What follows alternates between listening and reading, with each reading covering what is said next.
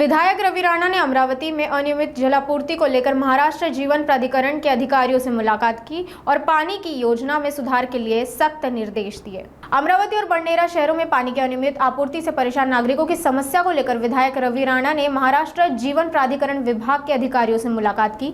अमरावती शहर में हर दूसरे दिन और बंडेरा शहर में हर 3 दिन में पानी की आपूर्ति की जाती है, जबकि कई इलाकों में पानी का दबाव भी कम होता है। कुछ स्थानों पर तो 8 दिन तक पानी की आपूर्ति नहीं होती, जिससे नागरिकों को कठिनाइयों का सामना करना पड़ता है। विधायक रवि राणा ने समीक्षा बैठक के दौरान अधिकारियों से कहा कि पानी की आपूर्ति में सुधार लाने के लिए उचित योजना बनाई जाए और जलापूर्ति अधिकारियों और कर्मचारियों के खिलाफ कड़ी कार्रवाई की जाए जो पानी की आपूर्ति में लापरवाही कर रहे हैं। उन्होंने पानी चोरी करने वाले नागरिकों के खिलाफ भी मामले दर्ज करने के निर्देश दिए। पहिली गोष्ट तर अमरावतीमध्ये पाणी टंचाई नाही आहे, त्या संदर्भातच आज बैठक घेतली।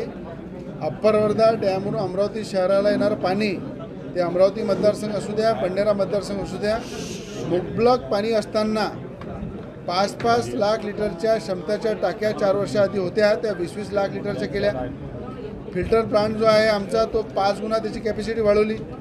उद्योगाला लागणारं पाणी फक्त 10% पैकी 2%च आम्ही वापरतो। शेतकऱ्यांना पाणी लागणारही मुबलक या ठिकाणी शिल्लक आहे। या असल्यानंतरही पिण्याच्या पाण्याची ओरड हे फक्त अधिकाऱ्यांच्या लापरवाहीमुळं, अधिकाऱ्यांच्या मनमानी कारभारामुळं आणि ज्या पद्धतीनं अधिकाऱ्यांच्या हाताखाली कॉन्ट्रॅक्ट बेसवर काही लोक काम करतात त्या ठिकाणी भोपंजीपणा करून अनेक भागामध्ये चेहरे पाहून पाणी सोडणे हे खरं मोठा गुन्हा आहे।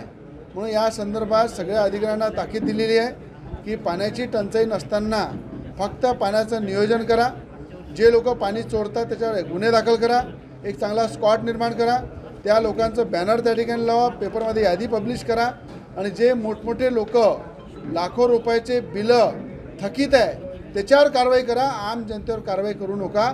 जे रोज या ठिकाणी बिलं भरतात त्यांना पाणी मिळत नाही, जे चोऱ्या करतात त्यांना मुबलक पाणी मिळते, याच्यावर कुठेतरी कंट्रोल केला पाहिजे।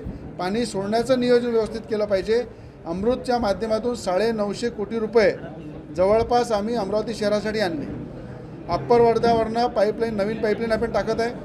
आताच्या पाईपलाईनपेक्षा 4 पट चांगली पाईपलाईन, चांगल्या कॅपॅसिटी पाईपलाईन हे 950 कोटी रुपये राज्याचे मुख्यमंत्री देवेंद्र फडणवीस साहेबांनी मंजूर केले। केंद्राकडून सुद्धा अमृतचे पैसे आले। या सगळ्या पैशाचं नियोजन केल्यानंतरही जर अमरावती शहरामध्ये पाणी मिळत नसेल त्याबद्दल सगळ्या अधिकाऱ्यांची क्लास घेतलेली आहे। काही अधिकाऱ्यांना मीटिंगमधून हाकललेलं आहे, काही लोकांना आता बदल्या केलेल्या आहे। 8-8 वर्षाचे लोक त्या ठिकाणी नागोबासारखे बसले आहे आणि पाणी जर ते पाजू शकले नाही की आमदार म्हणून आम्ही पाणी त्यांना लोकांना देऊ शकलो नाही तर आमचं या पदावर बसून काही उपयोग नाही। म्हणून अशा प्रकारची ताकीद देऊन 2-3 अधिकाऱ्यांच्या बदल्यासुद्धा केल्या, त्यांना या मीटिंगहून हकालपट्टीसुद्धा केली। वेळ आली तर पाण्याचं नियोजन जर केलं नाही तर अधिकाऱ्यावर गुन्हेसुद्धा मी दाखल करेन।